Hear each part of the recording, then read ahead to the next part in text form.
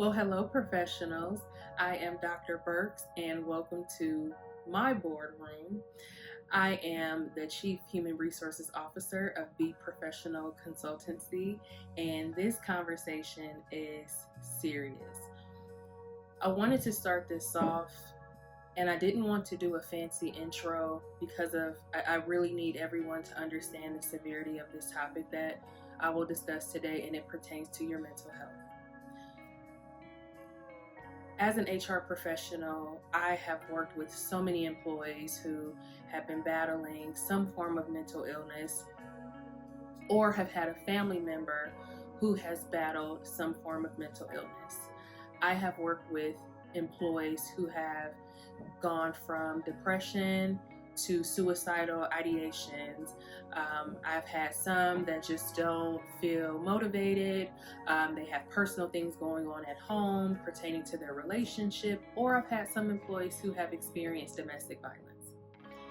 In that, I take it very seriously, and the challenge that I typically face is being able to help the employee internally while also understanding that there are external factors that I cannot step into because it's none of my business. The scripture that I would like to reference today is actually Psalms 34:18, and it reads, "The Lord is close to the brokenhearted." This scripture is important because I know oftentimes people feel alone.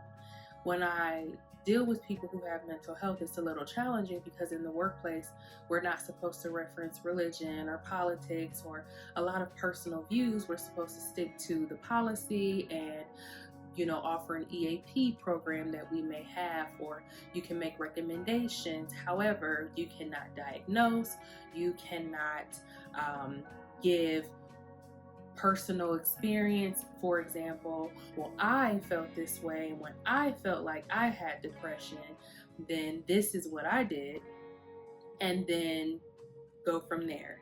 So you have to tread so lightly while also still trying to figure out how to navigate support. So, of course, I like to give a statistic if possible, and this is coming from the National Institute of Mental Health.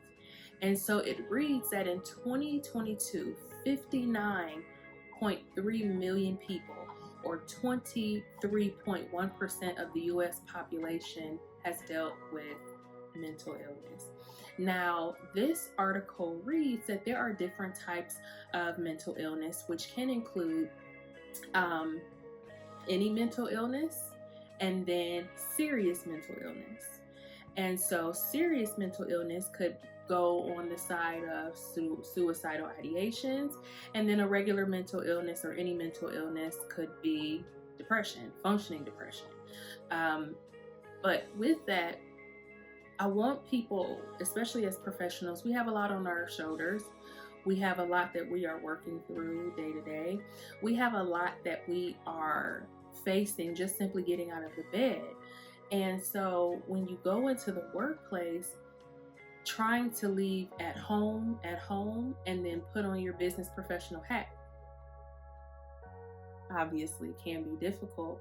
And so I have advice, I guess you can say, or some tips that you can use with making sure you prioritize your mental health. You are no good to yourself or anyone else attached to you if you do not take care of yourself. And life happens.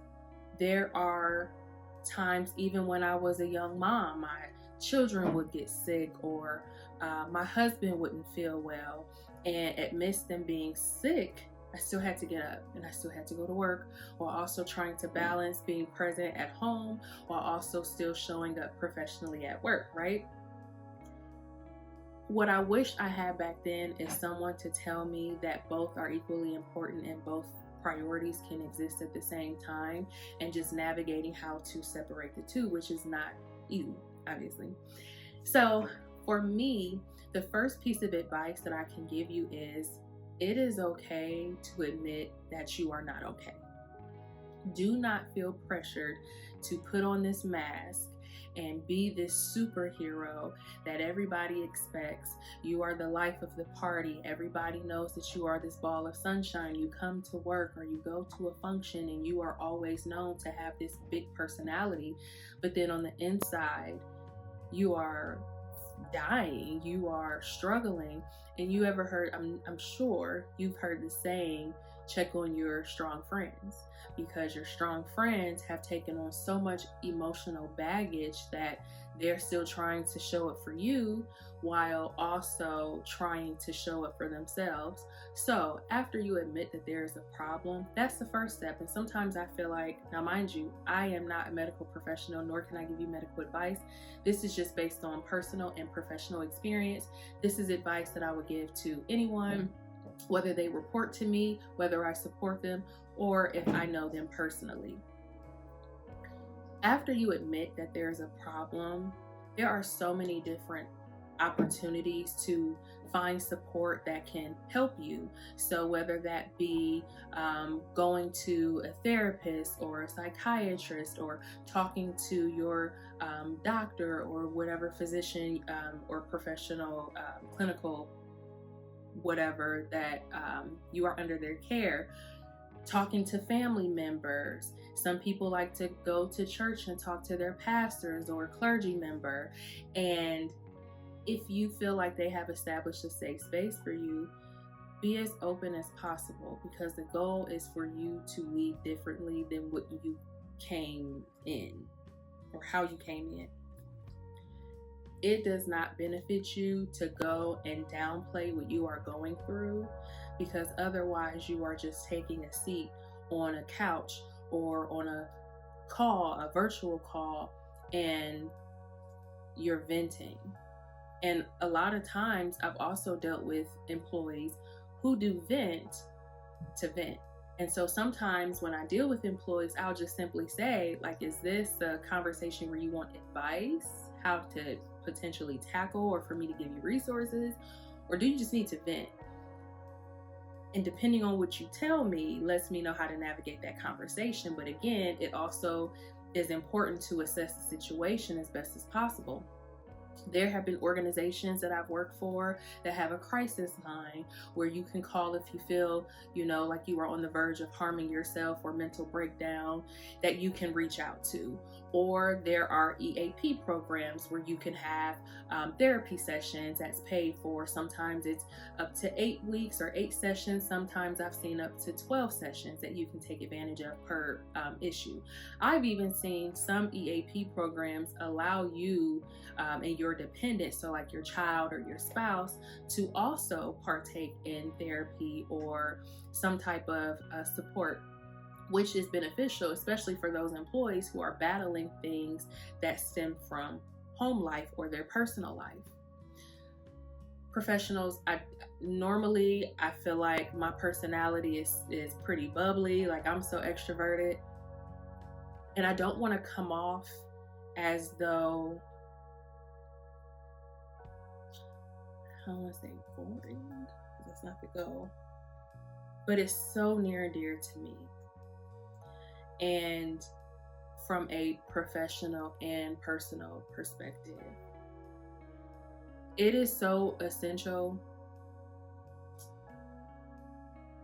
to take a step back and realize it does not have to be this way. You do not have to suffer in silence. And as a believer, aside from, because I can give you the professional advice that I am trained to give you per my field, but from a biblical standpoint, as a Christian, I also encourage you to read your word. It is so essential, because if we are serving a God who knows all things, if we are serving a God who created this vessel and that knows you inside and out, you are going to a creation to help you when you can go to your creator. Get in your word, talk to him, have him, ask him how you can navigate this thing. I feel like there's one thing to diagnose and treat, and then there's another thing to cure. And I believe that God is so open to helping you and understanding that no one will ever out love you. No one will have better motives for you than Christ.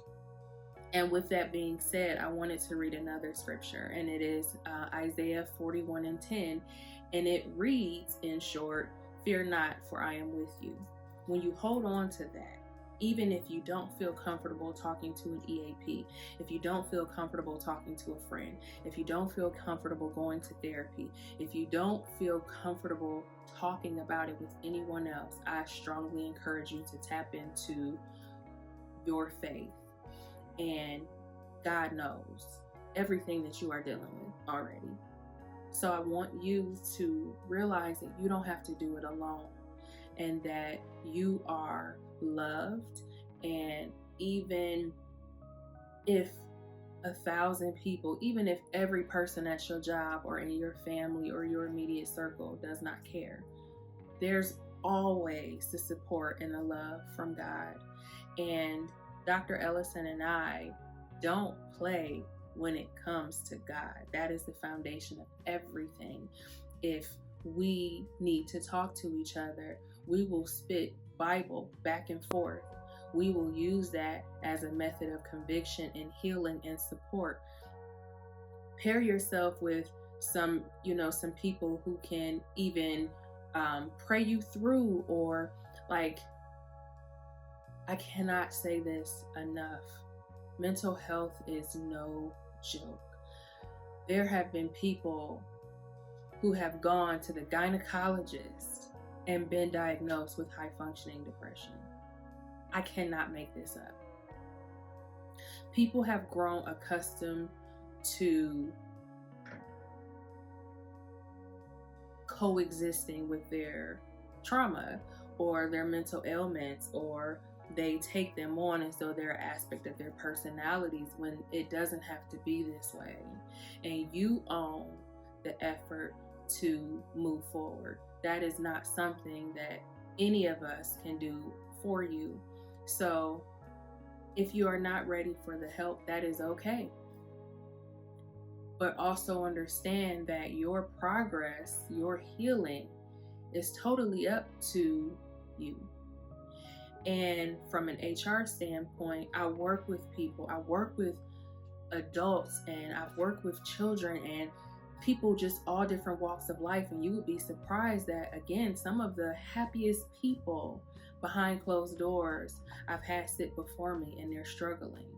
Leaders, senior leaders who are struggling. People who feel like they have to be invincible and perfect are struggling. And I would be too arrogant to tell you that I have not been in that place where I struggle and I had to sit before someone and be transparent, or when I had to tap in to an EAP for help, or when I've had to go and talk to my pastor or pastors for help. I'm not telling you something, I'm not telling you to do something that I haven't done before, but what I am telling you is utilize what you have before you. Again, I'm not a medical professional. I can't diagnose you.